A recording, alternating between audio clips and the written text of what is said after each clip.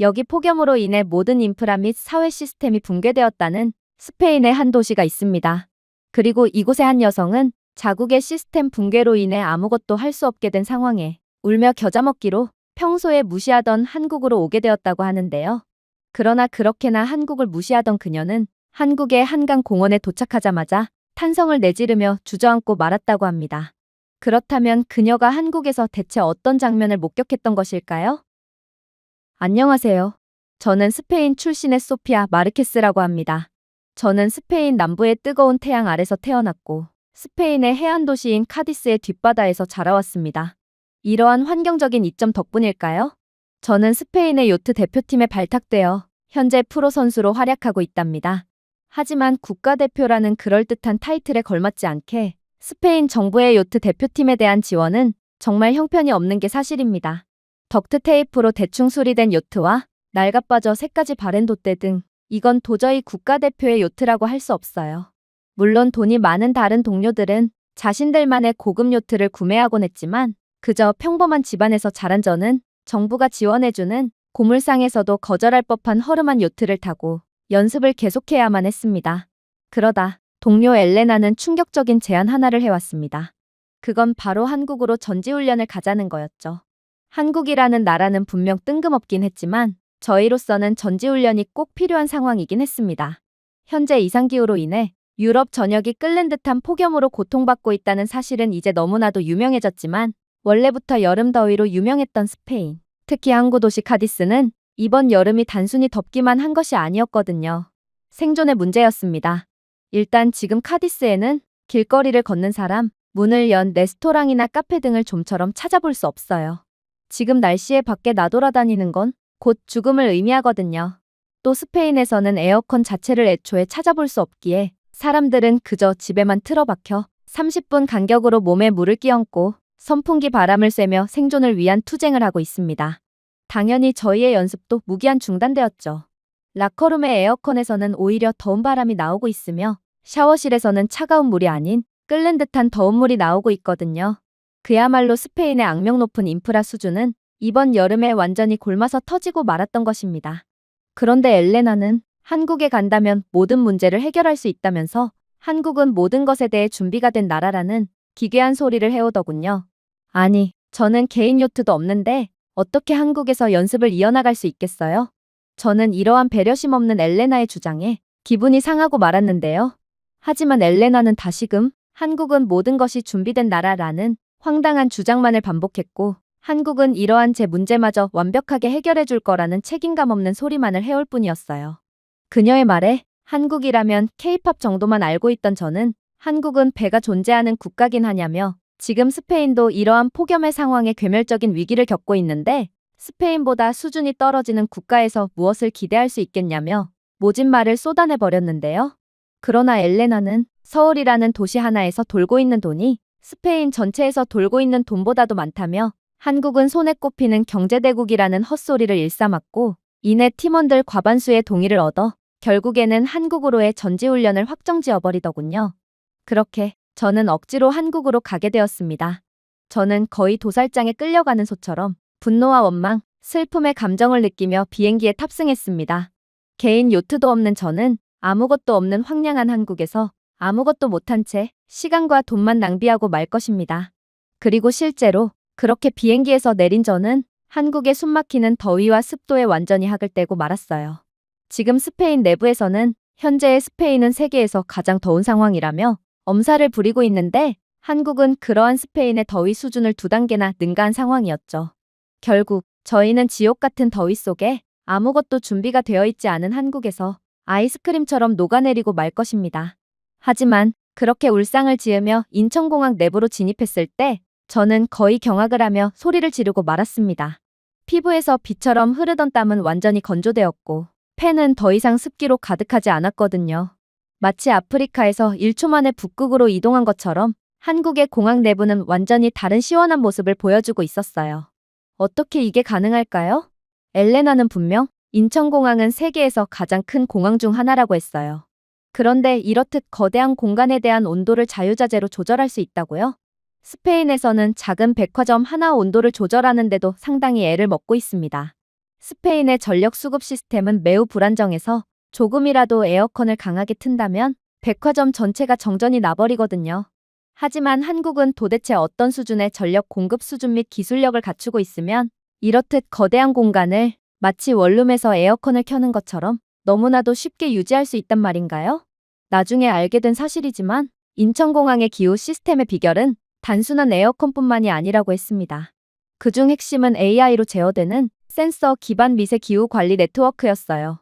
인천공항의 바닥에는 공항 이용객들의 통행량이 많은 공간의 체온 밀도 상승을 감지하는 열전도도 센서가 존재했습니다.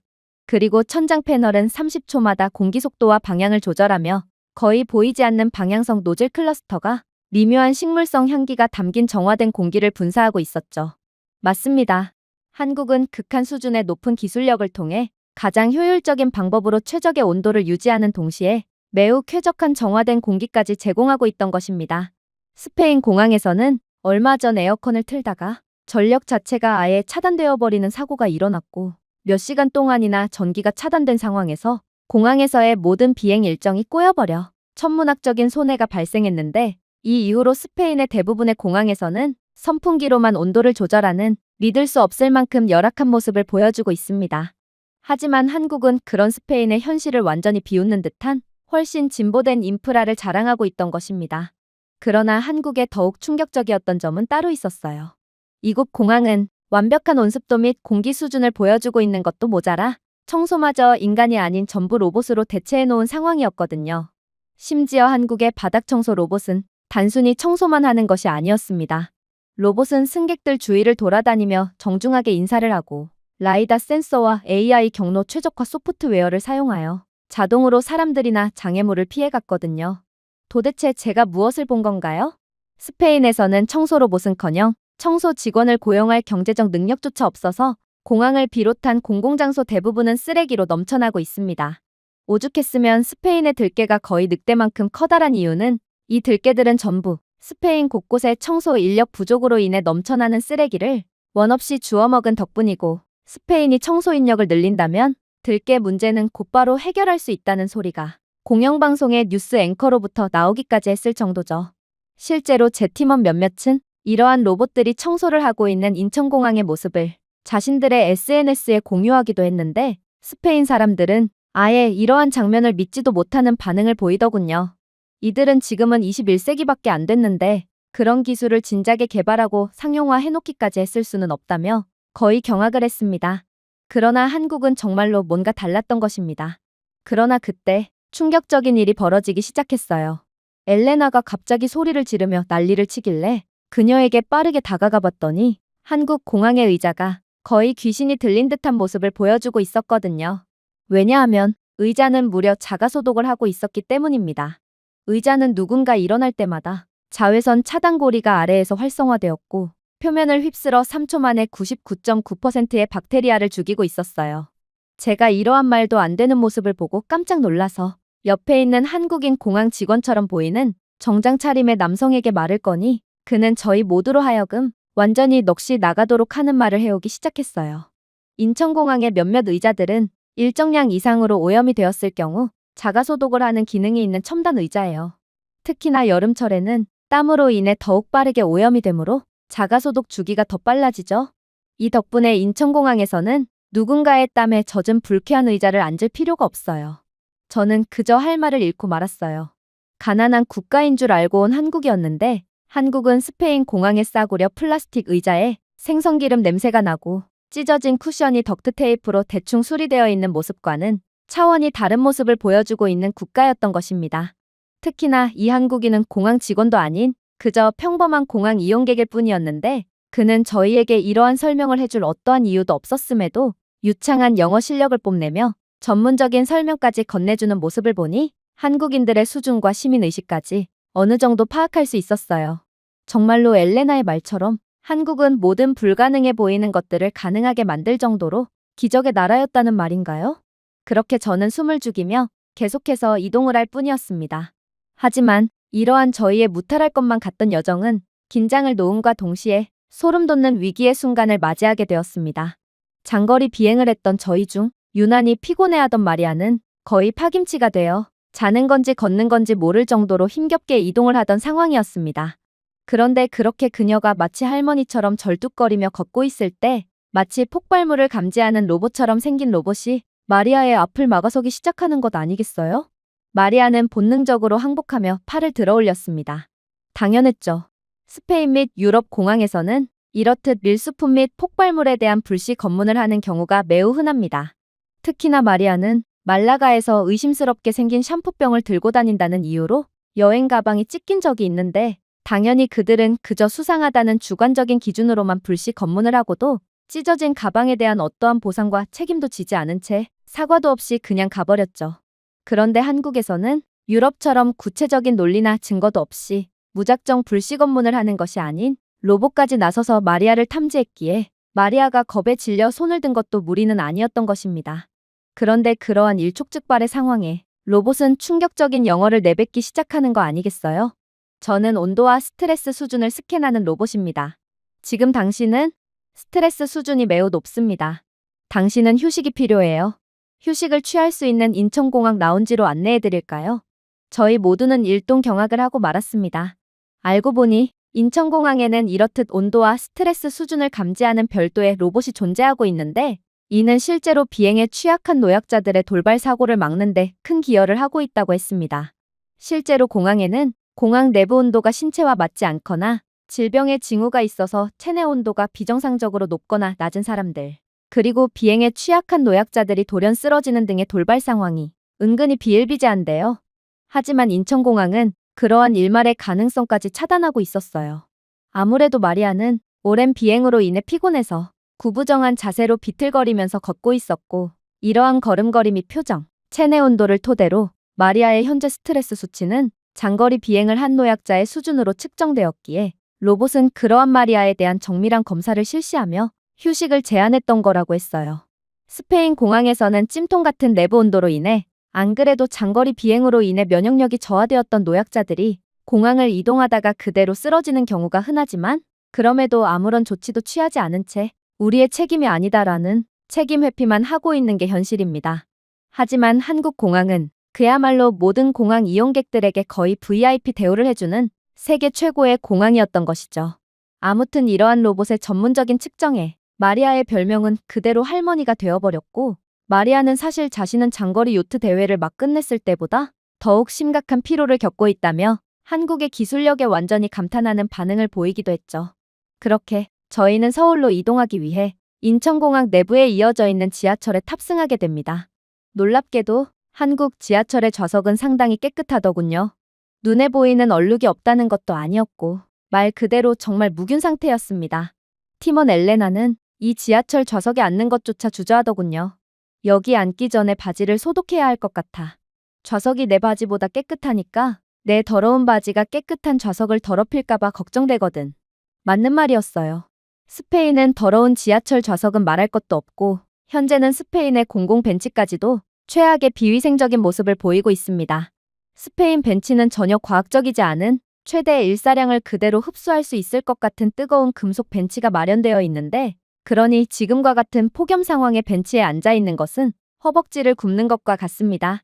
그래서 벤치는 현재 사람들이 잠시 쉬어가는 곳이 아닌 전문적인 조리도구가 없는 노숙자들의 프라이팬으로 사용되고 있죠. 이들은 벤치에 계란 등을 구워 먹으며 평소에 못하던 조리 행위를 공공 벤치에서 하며 영양분을 보충하고 있거든요. 여름철 스페인 벤치에 음식물 찌꺼기가 잔뜩 달라붙어 있는 이유가 바로 노숙자들이 이러한 형편없는 금속 벤치의 음식을 조리해 먹기 때문인 것입니다. 하지만 저는 지금 한국 지하철의 위생을 생각할 겨를이 없었어요. 저는 다음 환승까지 몇 분이 남았는지, 다음 열차가 얼마나 붐비는지, 어떤 객실의 온도가 가장 낮은지를 정확히 알려주는 앞에 있는 디지털 화면을 쳐다보느라 너무 바빴거든요. 스페인 지하철에서는 이러한 구체적인 예정 및 일정 따위는 절대로 찾아볼 수 없습니다. 스페인 지하철에는 오직 10만이 언제 오는지 알 수 있다라는 낙서만이 존재할 뿐 숱한 지연으로 인해 아예 지하철 일정표 자체를 폐기해버린 상황이거든요. 물론 스페인 지하철에도 기술적으로는 에어컨이 존재하긴 합니다. 그러나 전력 문제 때문에 가동되는 경우는 없죠.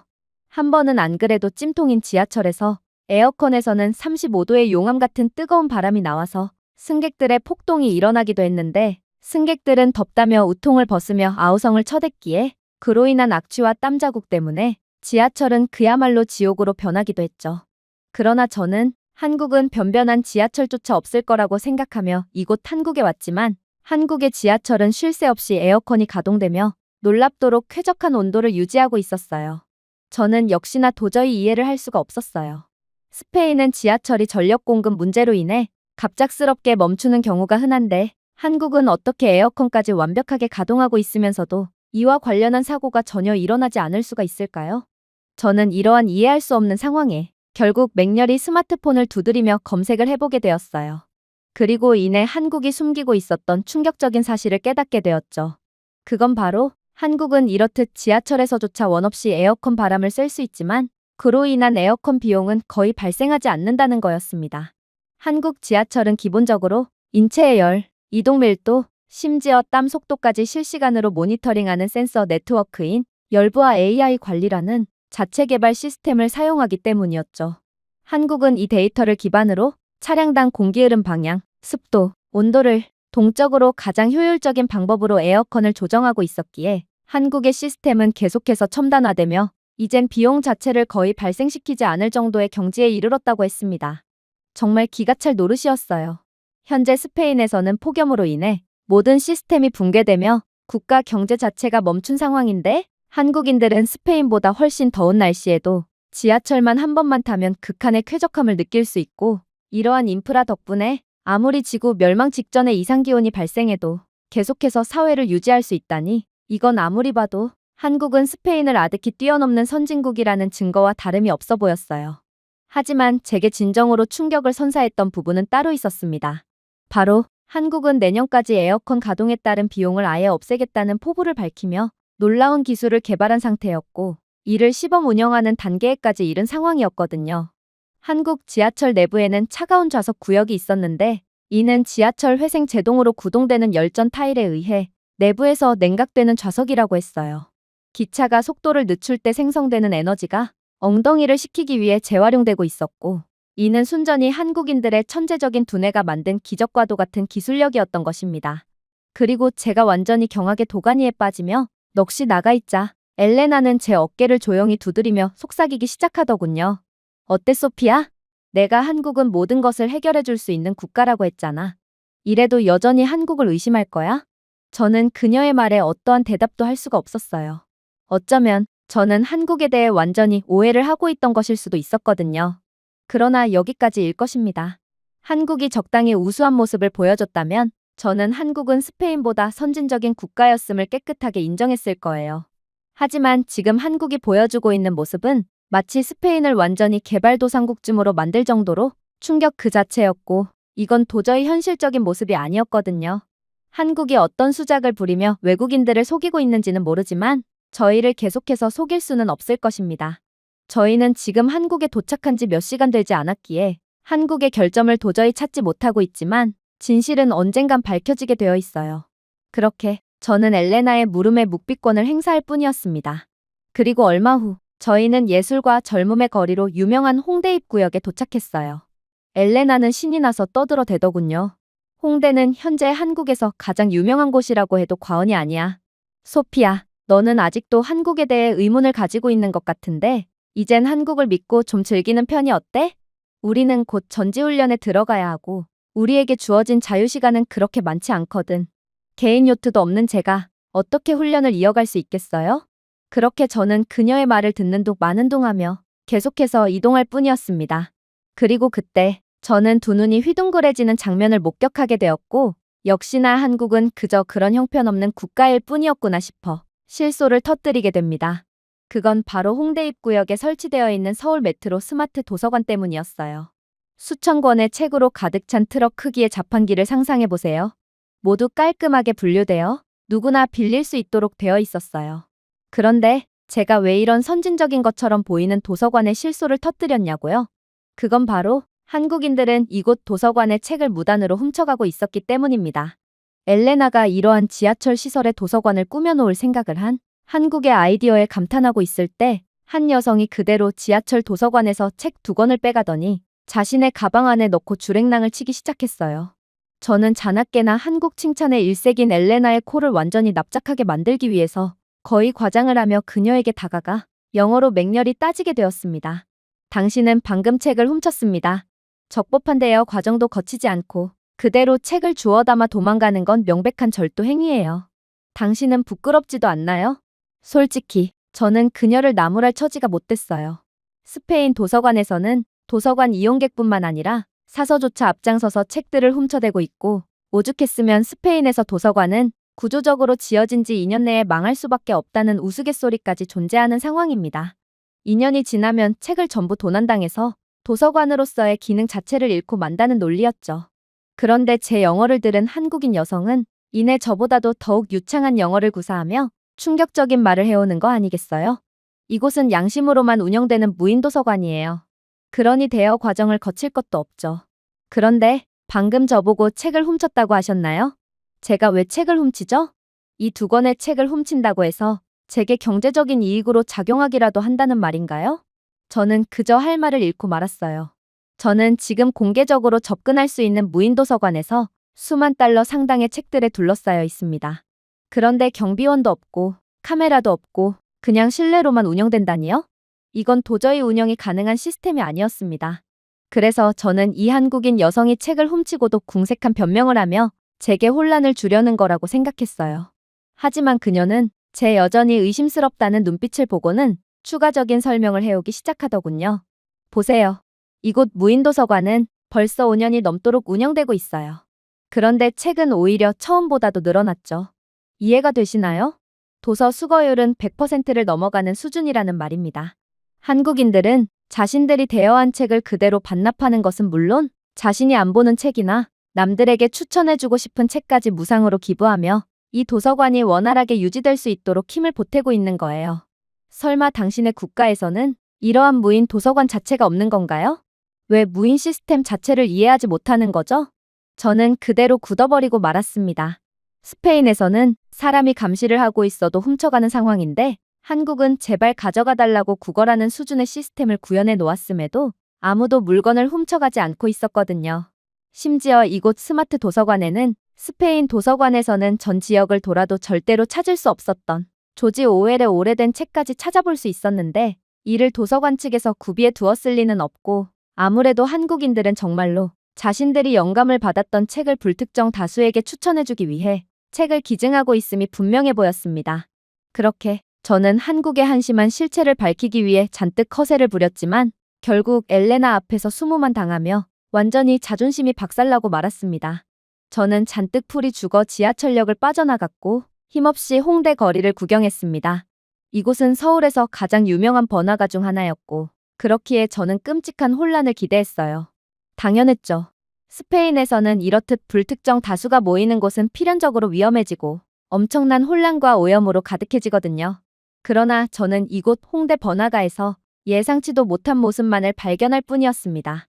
엘레나는 한국 지하철의 막강한 에어컨 바람을 쐬고 자신은 일평생을 돌아봐도 스페인에서 에어컨 바람을 쐰 적이 손에 꼽는다며 결국 한국의 시원한 에어컨 바람을 이겨내지 못하고 재채기를 해댔는데요. 그런데 그때 웬 한국 학생이 그런 엘레나에게 휴지를 건네오는 거 아니겠어요?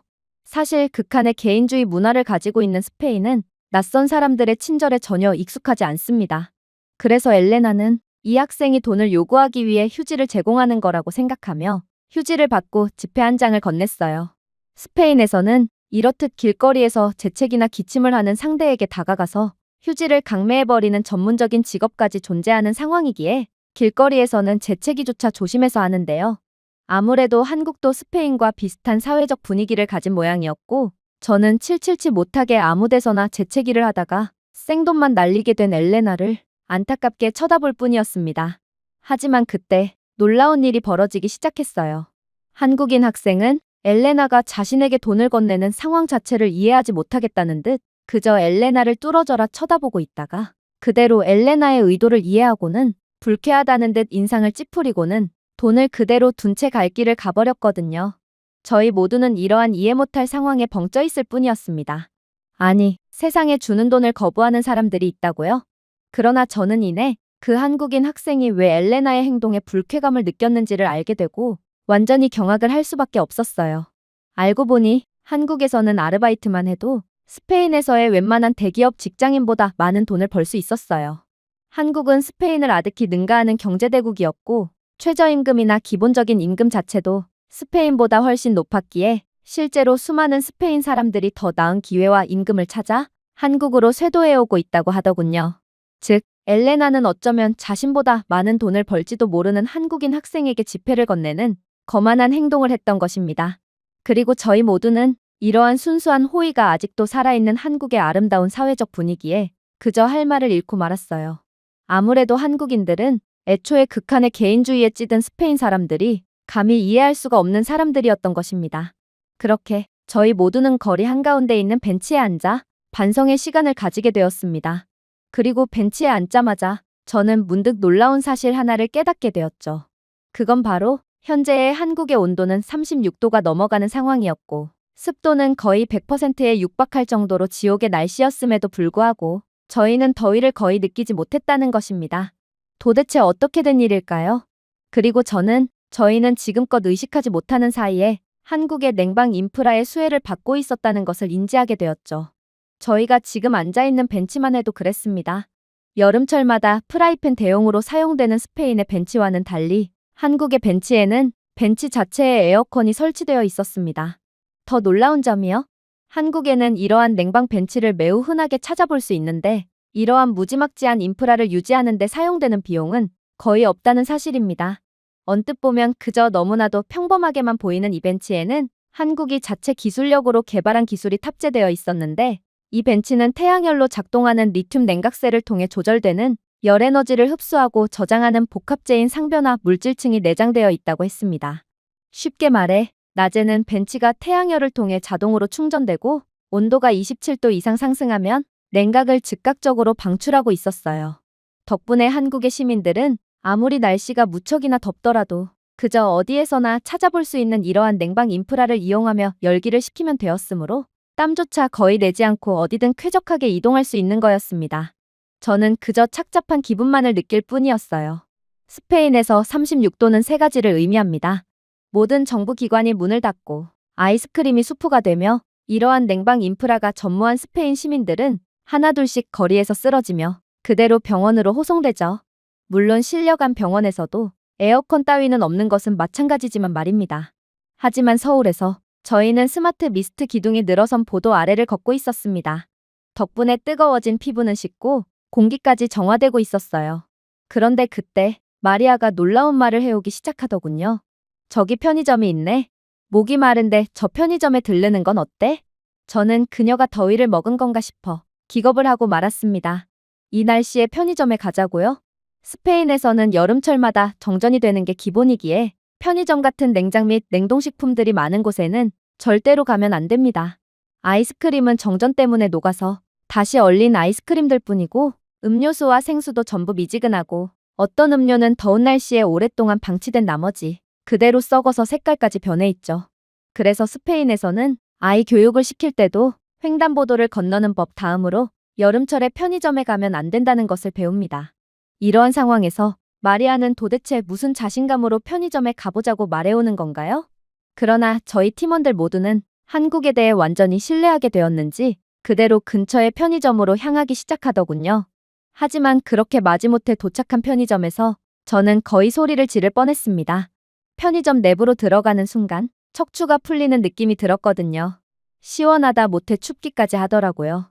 하지만 정말로 놀라웠던 건 이들이 판매하는 물건들이었습니다. 한국 편의점의 음료 냉장고는 정전에 걱정 없이 완벽하게 작동하고 있었으며 아이스크림도 전혀 녹은 흔적이 보이지 않았습니다. 그렇게 저희는 완벽하게 냉동 상태를 유지하는 아이스크림을 고른 뒤 편의점에서 나가게 됩니다.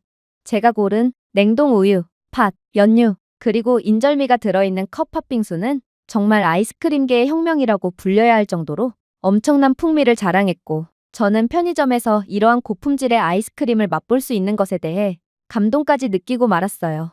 그러나 컵빙수를 고른 저희와는 달리 그저 평범해 보이는 아이스크림을 고른 마리아는 이내 이럴 수는 없다는 듯 고성을 지르고 말았는데요. 바로 이 더운 날씨에도 불구하고 그녀의 아이스크림은 전혀 녹는 법이 없었거든요. 나중에 알고 보니 한국은 아이스크림 기업조차도 엄청난 기술력을 갖고 있는 무자비한 국가였어요.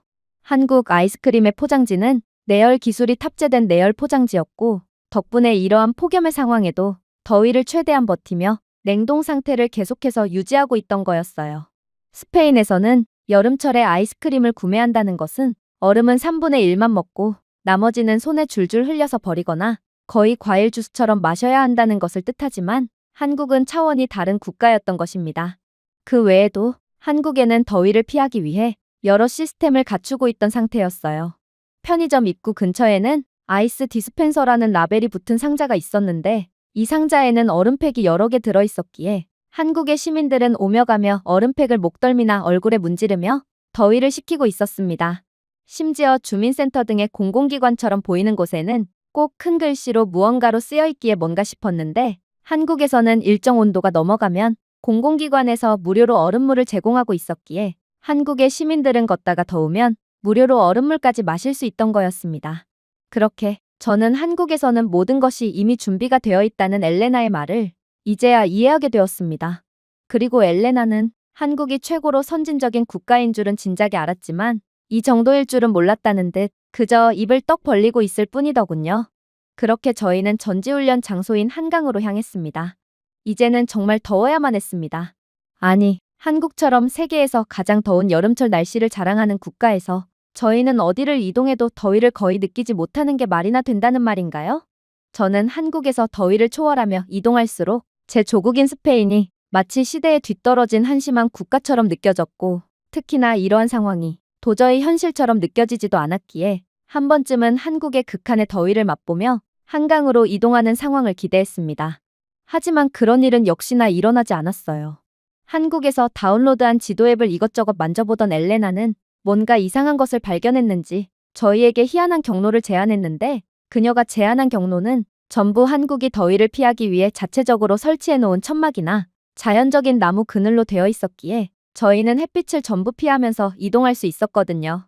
그리고 저는 곧 한국의 모바일 지도는 최적의 그늘지고 시원한 보행 경로를 실시간으로 찾아주는 기능까지 존재하고 심지어 경로 중에 에어컨이 빵빵하게 틀어져 있는 관공서 및 공공장소까지 표시해주고 있다는 사실을 깨닫게 되었고 그저 생각을 멈추고 말았습니다. 한국의 더위를 피하는 천재적인 시스템도 놀라웠지만 이들은 그러한 자신들이 만든 시스템과 인프라를 200% 사용하고 있었거든요. 물론 한국에서는 구태여 모바일 지도로 확인하지 않아도 이러한 더위를 피할 수 있는 시설들을 손쉽게 파악할 수 있었어요. 저는 순간 제 아래 인도가 약간 반짝이는 것을 발견했고 도대체 저게 뭔가 싶어서 유심히 관찰했는데 이젠 거의 한국 박사가 된 엘레나는 제게 놀라운 말을 해오기 시작했거든요. 소피야, 그건 장식용이 아니야. 지표면 온도가 38도를 초과하면 색이 변하는 열변색 타일이지. 보행자에게 더위를 경고할 뿐만 아니라 실시간 수요에 따라 공중 냉방 대피소를 조정하는 도시 중앙 시스템으로 데이터를 전송하기도 하고 있어. 우리가 전에 봤던 무료 얼음팩이나 얼음물 보급 장소도 전부 이러한 실시간 감지를 통해 구비해둔 거야.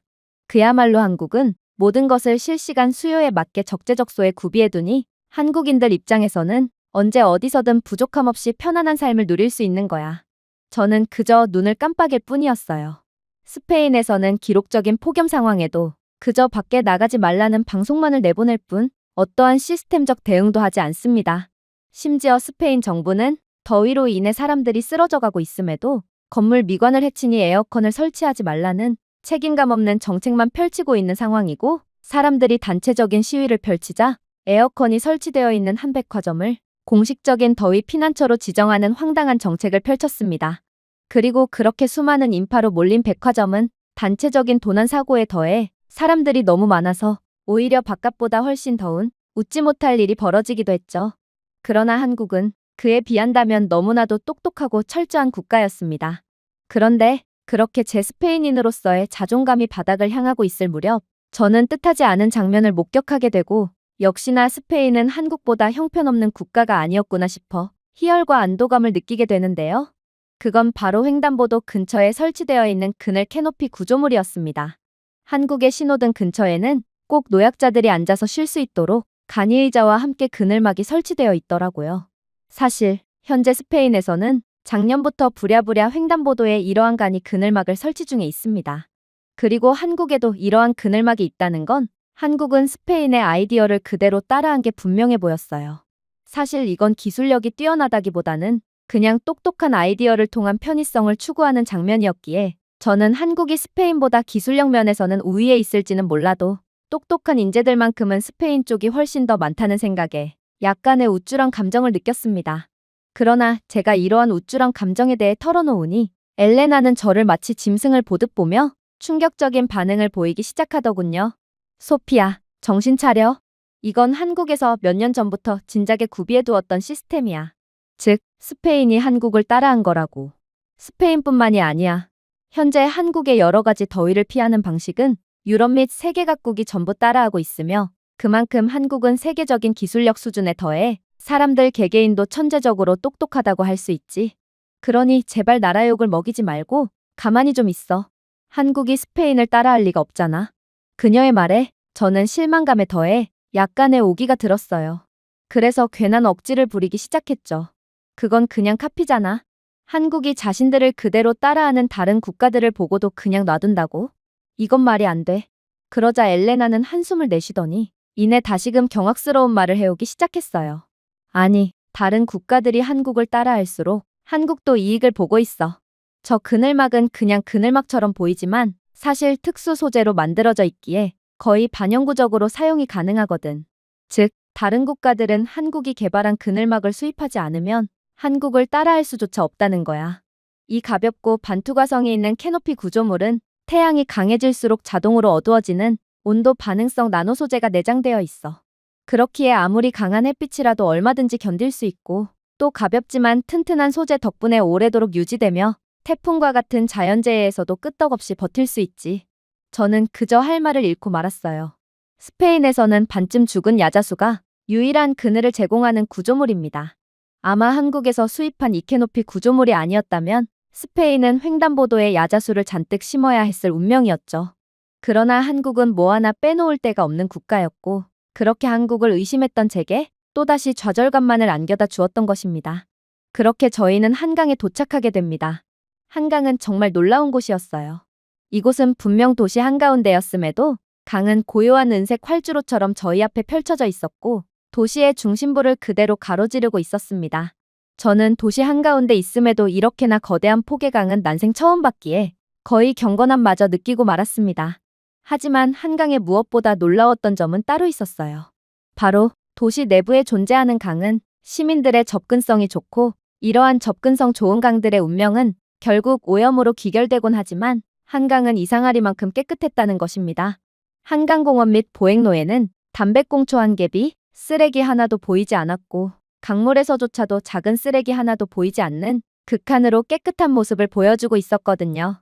이건 한국인들의 자연을 아끼고 지키는 높은 시민의식을 여실히 보여주는 것 같았고 저는 그저 이러한 한국의 모습에 조용히 박수를 보낼 뿐이었습니다.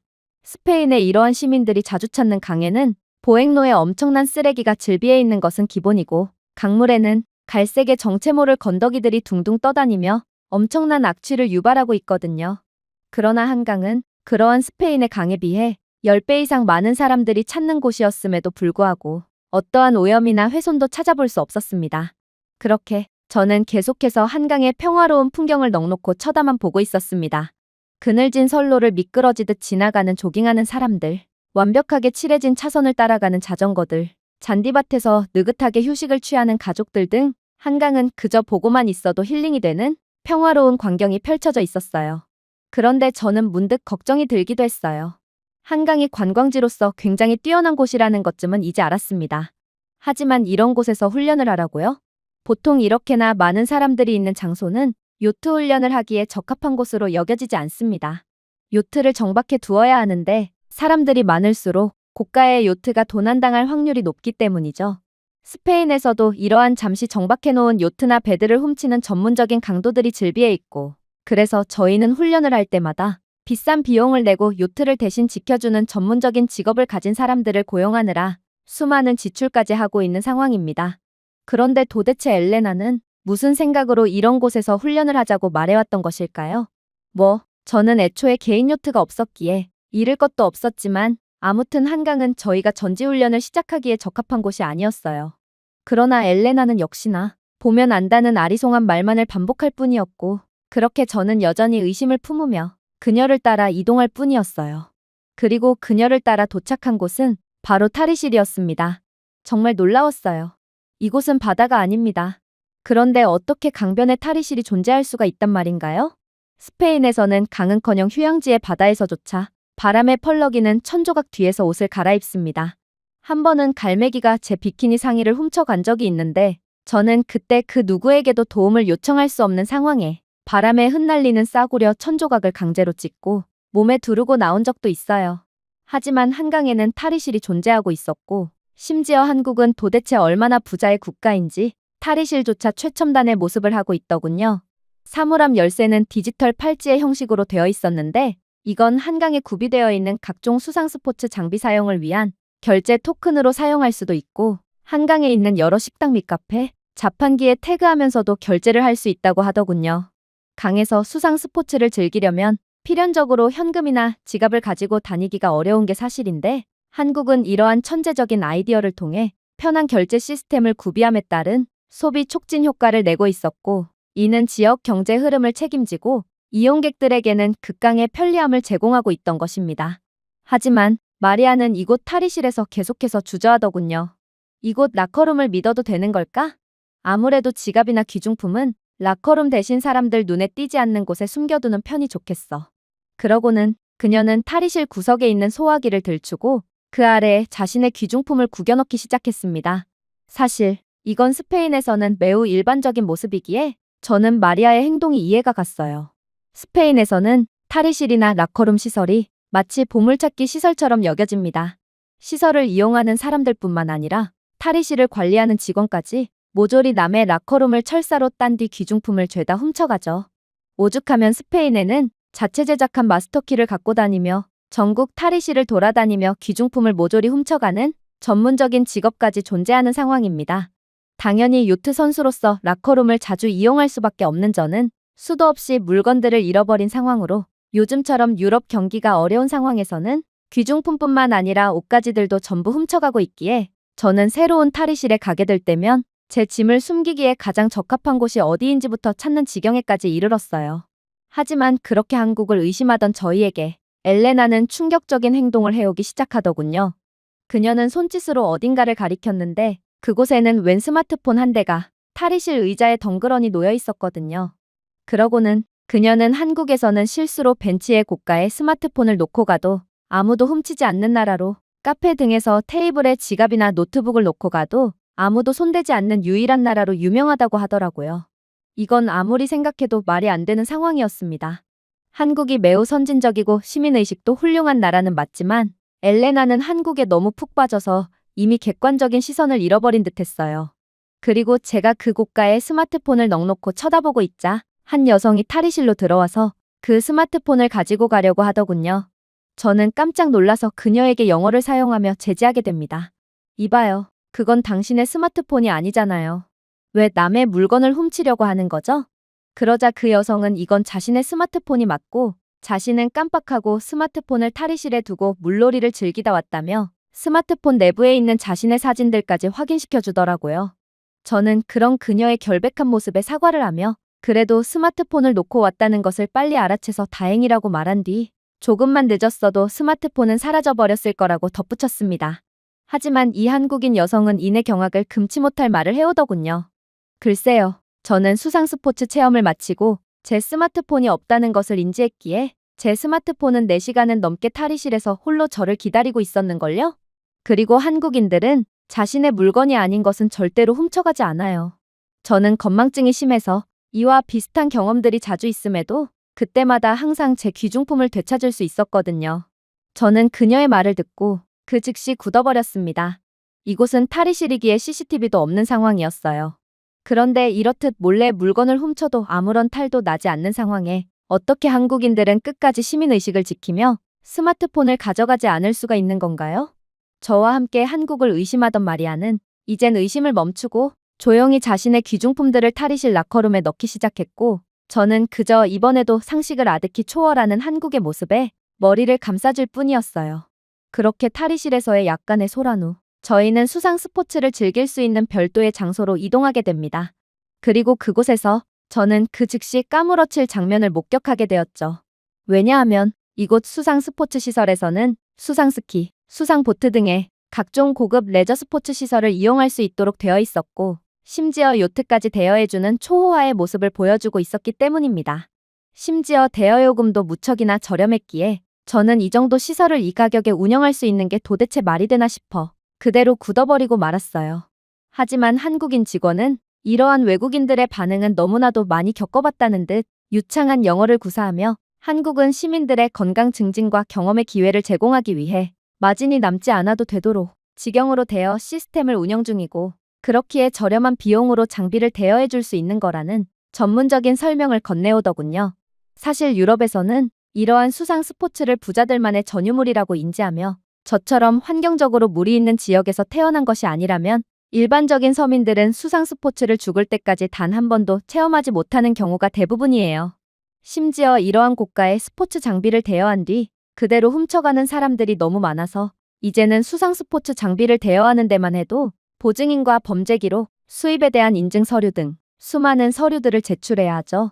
즉, 일반적인 사람이라면 대여하기가 거의 불가능에 가깝다는 말입니다. 하지만 한국에서는 도시 중심에 있는 한강만 오면 누구나 수상 스포츠를 매우 저렴한 가격에 즐길 수 있다니 저는 이러한 한국의 부유한 면모에 그저 헛웃음을 지을 뿐이었습니다.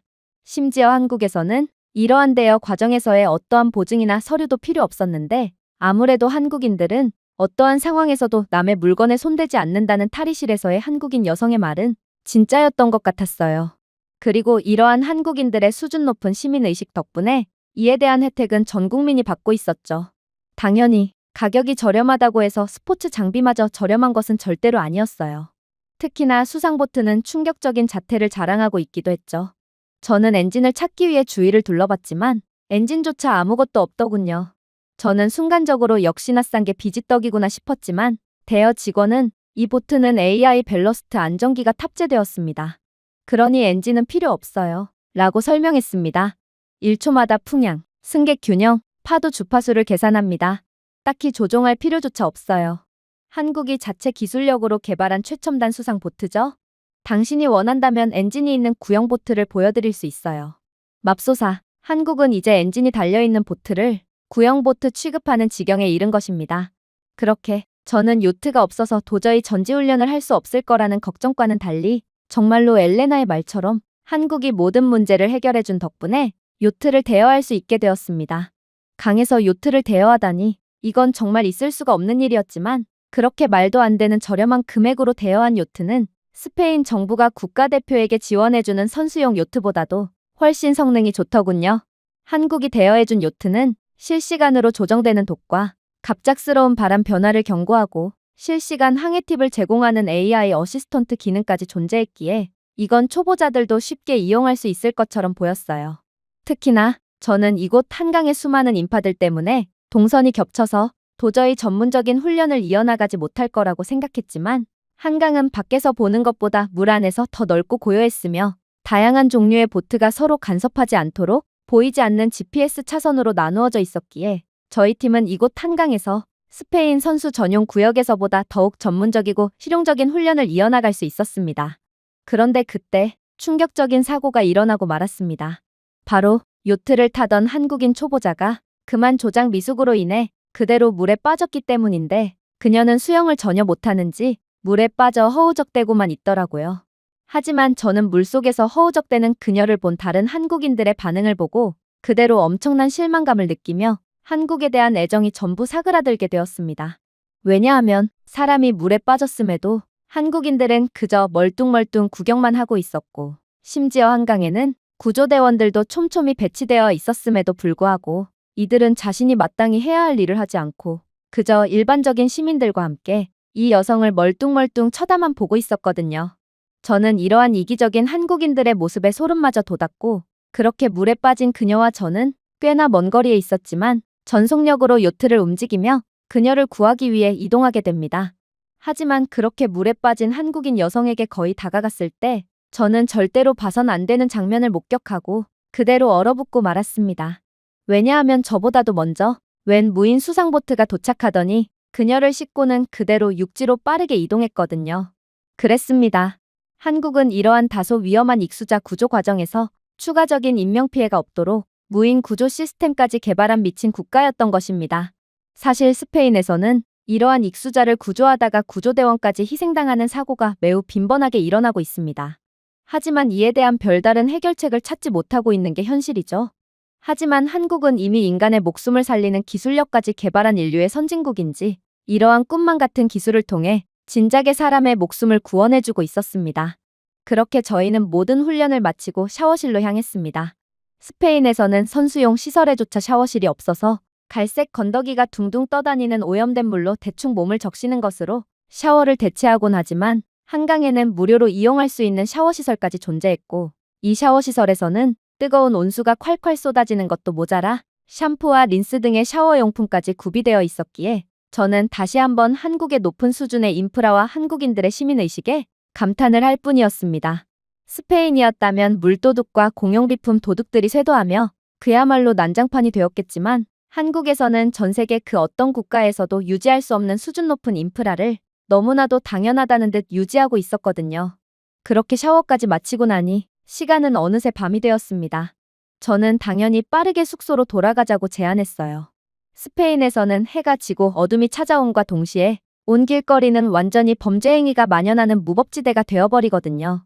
어둠을 밝힐 수 있는 가로등조차 제대로 구비되어 있지 않은 스페인에서는 시민들을 도와줘야 할 경찰조차 밤은 위험하다라는 이유로 출동을 거부하고 있습니다. 그러니 각종 약물 거래 및 불법 행위는 비일비재하게 일어나고 뭔가에 취한 10대들이 자신의 그림자와 싸우려고 애쓰는 모습으로 가득 차게 되는 거죠. 하지만 한국에서만큼은 엘레나는 밤이 되었음에도 전혀 겁내하지 않았어요. 그녀는 아예 숙소로 돌아갈 생각 자체를 안 했고 이곳 한강 근처에서 식사까지 하고 숙소에 돌아갈 생각이더군요.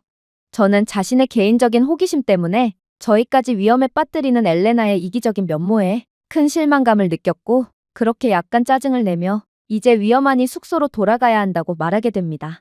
하지만 엘레나는 제 말에 대답조차 하지 않더군요. 대신 그녀는 이번에도 손가락으로 어딘가를 가리킬 뿐이었어요. 그리고 저는 그녀가 가리키는 곳을 보자마자 그렇게 완전히 입을 다물 수밖에 없게 되었죠. 한국에서는 스페인에서처럼 반경 10km 이내의 모든 벌레를 끌어당기는 눈부신 노란색 나트륨 램프가 아니라 부드러운 흰색 LED가 발 아래 은하처럼 콘크리트에 박혀 있었고 이 LED 조명은 산책로를 환하게 밝히고 있었습니다. 보행로는 보행자의 발걸음에 충격을 에너지로 변환하는 공학적인 기술력이 탑재되어 있었고 따라서 이러한 조명에 대한 전기를 무료로 책임지고 있었어요. 맞습니다. 한국의 밤은 스페인의 어두컴컴한 밤과는 달리 무척이나 밝았고 또 안전했던 것입니다. 심지어 한국은 이렇듯 밤을 환하게 밝히는 데에 따른 추가적인 비용이 들지도 않았습니다. 한국의 가로등 시설은 낮에는 태양열을 받아 저장해뒀다가 밤에 사용하는 스마트 친환경 시스템을 사용하고 있었고 그에 더해 보행자들의 걸음에서 얻는 에너지까지 사용하고 있으니 에너지가 부족할 일 자체가 없었거든요.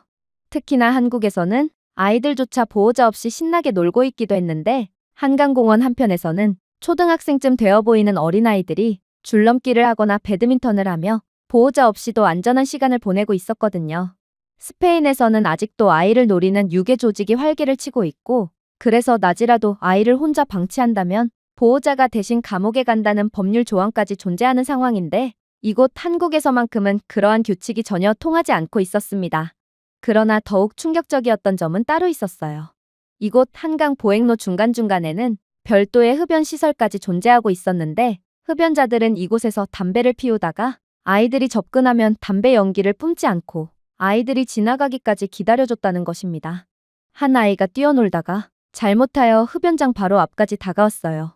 그러자 그곳에 있던 한국인 남성들은 그 즉시 아이를 등지며 아이에게 담배 연기가 이동하는 것을 차단했으며 이미 담배를 한번 빨아들였던 남성들은 얼굴이 새빨갛게 될 정도로 숨을 참으며 아이를 위한 최대한의 배려를 해주더라고요. 이 한국인 어른들의 입장에서는 아이는 그저 생전 처음 보는 남의 아이일 뿐이었어요. 그런데 한국인들은 도대체 남을 위해 왜 그렇게까지 한다는 말인가요? 그렇게 아이가 흡연시설을 떠나고서야 한국의 어른들은 안도의 한숨을 내쉬며 마음껏 흡연을 즐기더군요. 사실 부끄러운 이야기지만 스페인에서는 아이가 있든 없든 길거리 한복판에서 담배를 비롯해 약물까지 대놓고 하는 경우가 많습니다. 저는 한 번은 갓난아기 앞에서 불법 식물로 만든 약에 연기를 뿜어대는 남성을 마주한 적이 있고 그에게 지금 어른으로서 부끄럽지도 않냐며 맹렬히 따진 적이 있어요. 그러자 그 남성의 대답이 가관이었죠. 이 아이는 내 아이가 아닌데. 이 아이가 내가 뿜은 연기로 인해 건강이 망가지든 중독자가 되어버리든 그게 나와 무슨 상관이 있지? 스페인은 자유국가야. 나는 이곳에서 연기를 뿜을 권리가 있고 그게 싫으면 갓난아기가 다른 곳으로 이동해야 하는 게 당연한 거 아냐? 그러면서 그는 제게 주먹까지 휘두르려고 하며 다시는 자신에게 훈수를 두지 말라며 위협까지 해댔죠. 이게 바로 스페인의 현실입니다. 자유라는 단어에 몸을 숨긴 채 그에 대한 책임 따위는 지지 않으려고 하는 게 바로 스페인, 유럽이죠. 하지만 여기 한국에서는 모든 어른들이 마치 약속이라도 한 듯 아이를 위해 숨까지 참고 있었습니다. 특히나 저희가 마침내 한강공원에 도착했을 때는 아이들과 함께 피크닉을 즐기고 있는 가족, 그리고 맥주를 즐기고 있는 젊은이들이 혼재되어 있었는데 저는 이들이 같은 공간에 있음에도 어떠한 사고도 발생하지 않는다는 사실 자체가 놀라웠습니다. 스페인에서는 술만 마시면 힘자랑을 하며 허세를 부리려고 하는 남성들이 하루가 멀다 하고 패싸움을 해대고 있고 그렇기에 반드시 문제가 발생할 수밖에 없을 거예요. 그러나 한국인들은 술을 마시든 안 마시든 끝까지 이성을 유지하는 진정으로 수준 높은 사람들이었던 것입니다.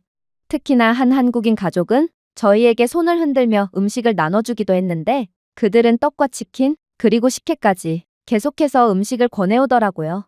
극한의 개인주의 문화를 가지고 있는 스페인에서는 대가 없는 호의 따위는 없기에 모르는 사람이 나눠주는 음식은 필연적으로 수면제 등의 약물이 들어있는 경우가 당연하게 여겨집니다. 몸에 지니고 있는 귀중품을 털어가기 위한 미끼 음식인 것이죠.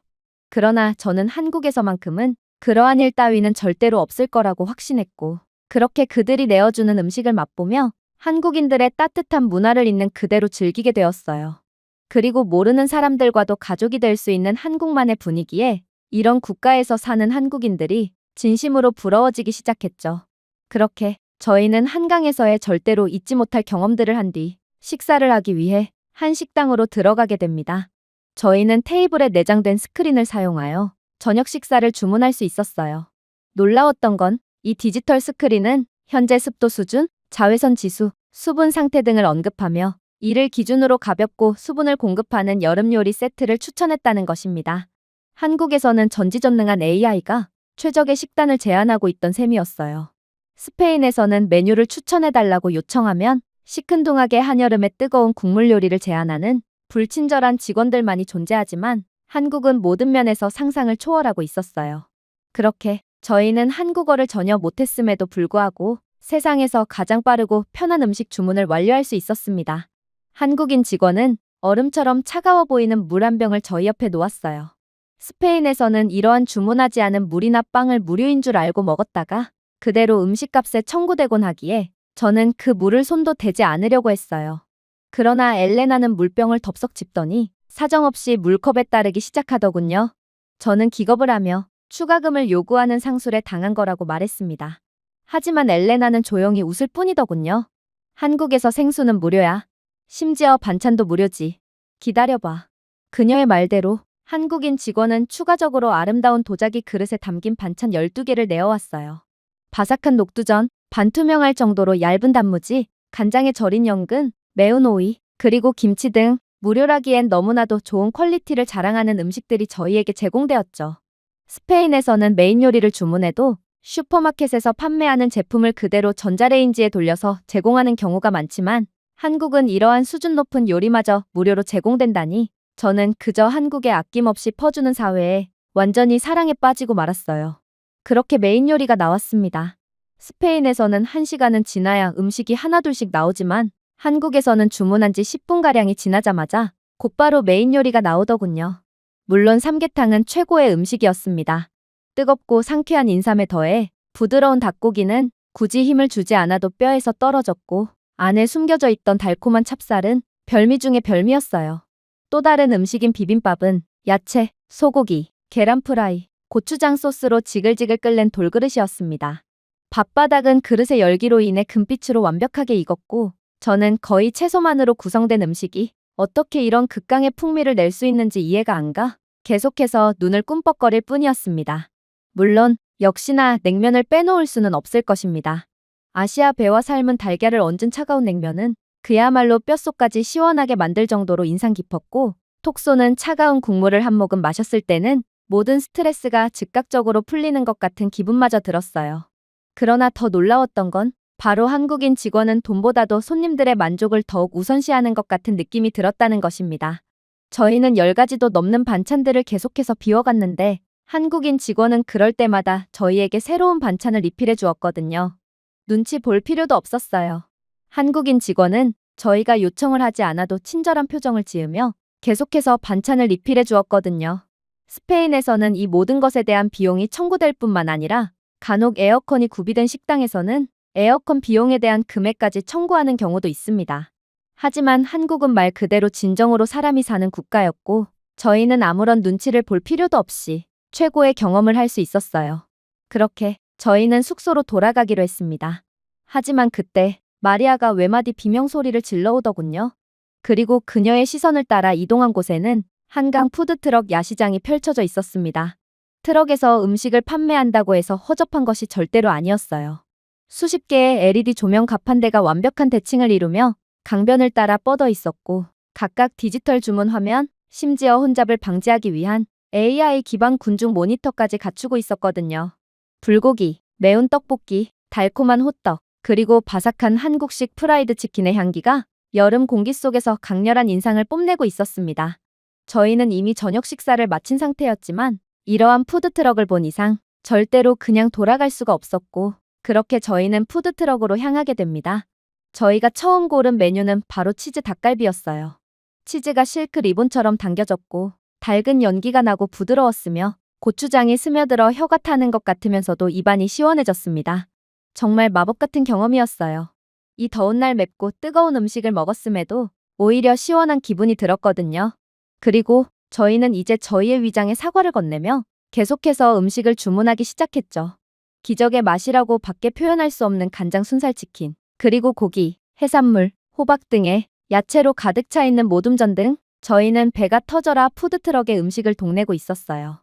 그리고 마침내 호떡을 먹게 되었을 때 저희 모두는 깜짝 놀라고 말았어요. 저는 도넛을 기대하며 호떡을 깨물었는데 끈적끈적한 시나몬 시럽과 으깬 땅콩이 녹는 것을 발견하게 되었거든요. 그리고 이 호떡의 가격은 1,000원밖에 안 됐죠. 스페인에서는 바위처럼 단단한 싸구려 추로스마저 3,000원에 판매하지만 한국에서는 그보다 훨씬 맛있는 디저트를 더욱 저렴하게 맛볼 수 있었습니다. 또한 보통 스페인의 푸드트럭은 전력 공급 자체가 되지 않아 따뜻한 맥주를 판매하며 통 관리를 하지 않아 끈적한 테이블에 비둘기들이 음식물 쓰레기를 훔쳐먹고 있는 난장판의 상황이 펼쳐지기 마련이지만 한국에서는 그런 지저분한 모습을 전혀 엿볼 수 없었어요.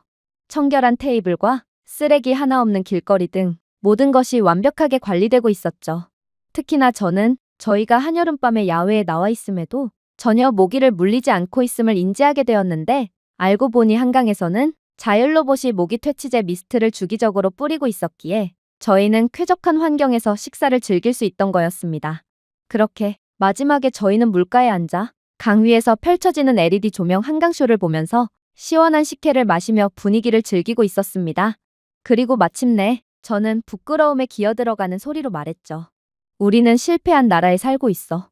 그리고 팀원들은 제 말에 아무런 대꾸도 못한 채 고개를 푹 숙일 뿐이었죠. 이런 모든 것이 완벽하게 갖추어진 나라에서 사는 것은 대체 어떤 기분일까요? 저는 한국인들에 대한 뼈에 사무치는 부러움을 느끼며 진심으로 한국인이 되어 한국에서 평생을 살고 싶다는 생각을 할 뿐이었습니다. 제가 준비해온 내용은 여기까지입니다. 끝까지 시청해주셔서 진심으로 감사드리며 여러분들의 구독과 좋아요, 알림 설정은 영상 제작에 큰 힘이 됩니다. 이상 세모튜브였습니다.